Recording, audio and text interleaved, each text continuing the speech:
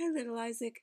Munchie and I decided to read you one more, and Gabby's right nearby. She came back inside, so she's near our feet, and we're going to read you one more. And right now, I'm showing you Munchie because I want to show you how much she loves to be here when we read the books. You see her stretching and reaching out. She loves this. Oh, no, no, you don't want to. Okay, she's going to lay on the book. That's good. That's good. That's good, Munchie girl. Okay, now first of all, I have to say that when I read you that the other night when I was kind of laying in bed in that awkward position and I was reading you our first foray into poetry, I have to apologize for the way I read it. I was very tired and there was no life in my voice. You couldn't see the pictures very well. The lighting was bad. I don't want your first exposure to poetry to be um, so kind of lackluster.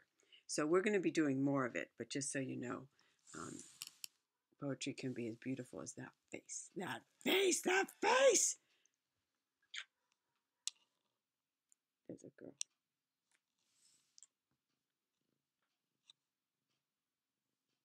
That's what I'm supposed to read. But can you hear that purring? Just so long as she doesn't lay on the keyboard, but Munchie's very good about that. Okay. Going back to this book called Button Up, we're going to read it with a little more life and a little more beauty, the way poems should be read. And the one I opened to is the where we left off, and it's the same one as the cover, Button Up. And the name of this poem is Rick's Wool Sweater. Okay. I'm Rick's wool sweater. I make Rich twitchy. Wool feels itchy next to his skin. So it isn't any wonder he wears a t-shirt under me, warm on the outside, soft on the in. Still, to tell the truth, it tickles me to be a little prickly, especially around his neck and under his chin. I don't love that poem. Sort of is a bit weak. But some of them are. And everyone has different tastes. So I'm going to kind of keep quiet about so much commentary. But it's just that right after I said I'm going to read you good poems and read them well, to read you one that's a little bit lackluster. It had potential, but I don't think it met it. So we move on. At least the pictures are good. Halloween. You're going to enjoy Halloween. I think your mom likes this holiday rather a lot, so you might enjoy it. I think good things are in store. We'll see, I'm just saying. Clyde's costume. I'm a gingham sheet and I used to sleep tucked into the guest room bed. One day, surprise, Clyde cut out eyes and slipped me over his head. Now I'm ghastly and ghoulish and ghostly, and will-o'-the-wisp fright. Oh, will-o'-the-wisp fright. Pardon my pride, but with Clyde inside, I'm the hit of the Halloween night. There are other ghosts, but mostly the other ghosts are white. I don't like to boast, but no other ghost is gingham. That was a bit more fun. And I'm going to read it again, because poems sometimes are about the sound. And the first time you sort of get it, the second time you can do it a little better. So, Clyde's costume. I'm a gingham sheet and I used to sleep tucked into the guest room bed. One day, surprise, Clyde cut out eyes and slipped me over his head. Gabby's on the counter. Excuse me.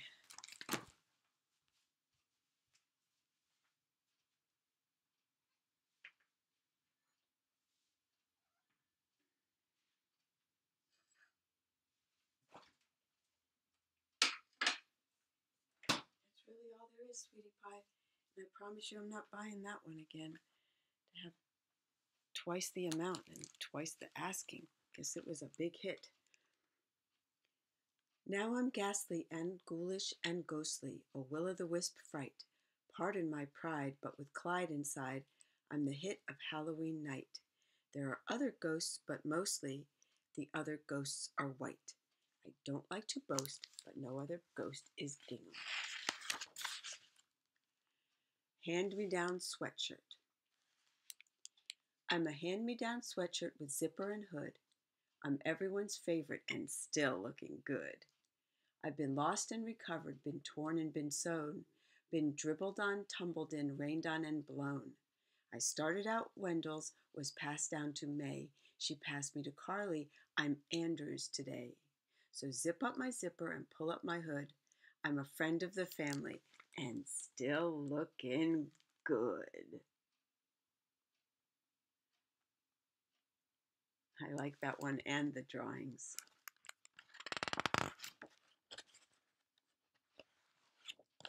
Bill's blue jacket. Button up. I'm finally getting it. These are all about clothing items. I'm getting it now. Bill's blue jacket. I'm Bill's blue jacket. Everybody cheer. Bill's going to put me on. Bill's right here. Bill's going to take me off the hook. Take me out. Shake me out. How do I look? Arm in the left sleeve, arm in the right. Button up, button up, button up tight. Snap goes the collar under Bill's chin. Everybody holler, Bill's all in. Everybody clap your hands, everybody shout. Bill's got his jacket on. Let's go out. Very nice. I'm going to read one from that I read previously when I was a little bit sort of, not fully like,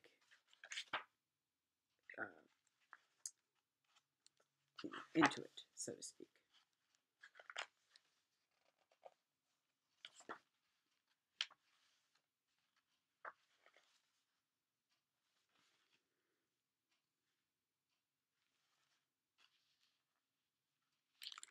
When Jack plays soccer, Jack's soccer jersey. When Jack plays soccer, we get our 6. I'm Jack's jersey. I'm number 6. I show the number for me and Jack. 6 in front and 6 in back. Jack does the running. I do the showing. Number 6 coming. Number 6 going. I show the number. Jack does the kicks. I'm Jack's jersey. Way to go, 6.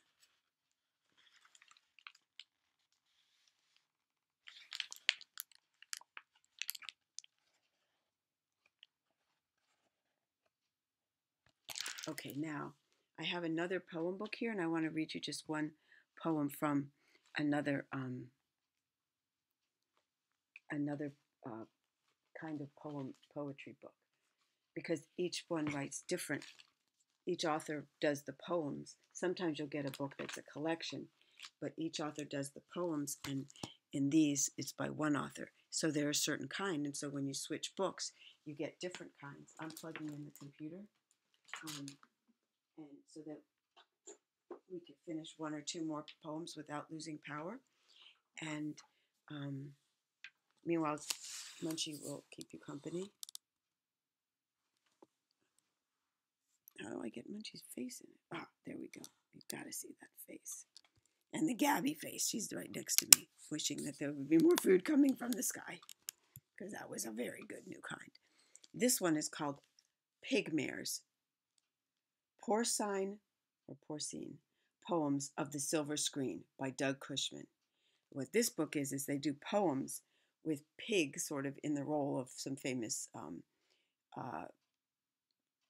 horror movie film things. I'll read you one. Frankenswine. There's the picture. And this is a play on a movie called Frankenstein, which you haven't read yet or seen yet, but you might. Most people don't know that Frankenstein, if I'm not mistaken, was written by Mary Shelley, who, if I'm not mistaken, was the wife or related to Percy Bysshe Shelley, the amazingly wonderful romantic poet who died very young. So we'll do that. We'll find out those details to make sure I conveyed them correctly another time. But now we'll read this poem. Oh, plenty of time. Like an old crazy quilt, I'm pieces and parts from 9 different bodies and 5 different hearts. By the way, this isn't real. Okay. Unlike the last one with the emu with the neck sweater, this one's not real.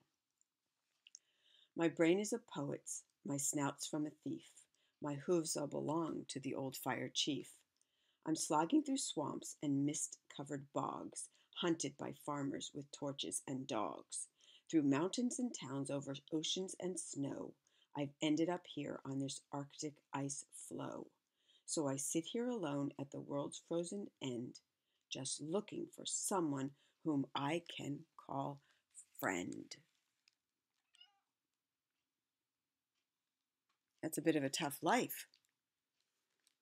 I'm glad it's imaginary.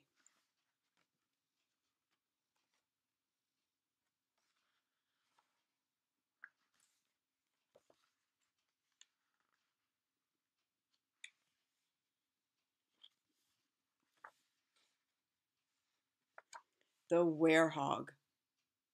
Play on the word werewolf. But this is a book starring pigs in all of the roles. A silver moon is rising over distant hills. A howling breaks the quiet night, and shakes the window sills. Piglets, piglets, lock your doors and shut the windows tight. A shadow moves along the moors. The werehog howls tonight. Why is this werehog howling? Is his pig swill at an end? Did he stub his toe upon a rock, or lose his best pig friend? The werehog howls his torment. He yowls his mournful tune. The saddest sound you'll ever hear is oinking at the moon. Now, what I'm going to say is that I may not like the theme of these poems, but I think this guy is good. I like what he's doing with the words and the rhyme and the sound and the tightness of it. I like writing to be tight. It could be beautiful and flowing and loose, but I like it to be for a reason, that the words were chosen well. And these were chosen well so far.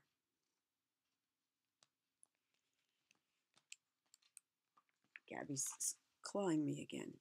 Gabby is never going to get that other food again because she just turns her into quite an insistent little cat. I didn't think I would like this book because I didn't want to scare you, but it's not scary. It's just kind of good, fun way he's doing words. Pigmares. Play on the word nightmare. 1,000-foot pig breathing nuclear fire. I don't want to read you about that, but I'll continue. Gurgling gasps from a swamp's murky mire. By the way, if this was a delete thing, I'd backspace and start over, but I can't, so I'll just start over. 1,000-foot pig breathing nuclear fire, gurgling gasps from a swamp's murky mire. Sharp fangs and red eyes on pale porcine faces.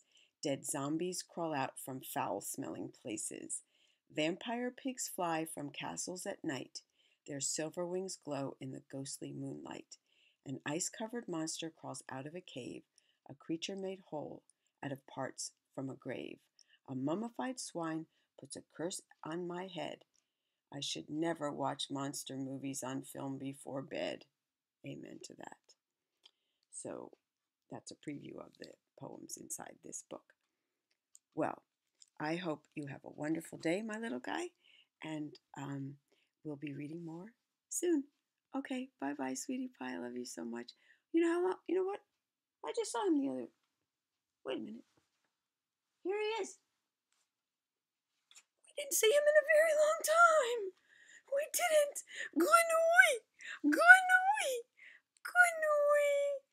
Grenouille. He loves you. He misses you so much, and he's going to see you tomorrow. This is Thursday. We're going to see you tomorrow. Oh, my goodness. He's so happy. Let's see if we could say his name without getting high-pitched. Grenouille. Okay, that didn't work. Oh, I have 20 seconds to try. Grenouille. That's a little better. Grenouille. Not quite much better. Grenouille. Grenouille. Grenouille. Grenouille. That's not a success. We'll try again later. I love you so much, little guy. Have a great day.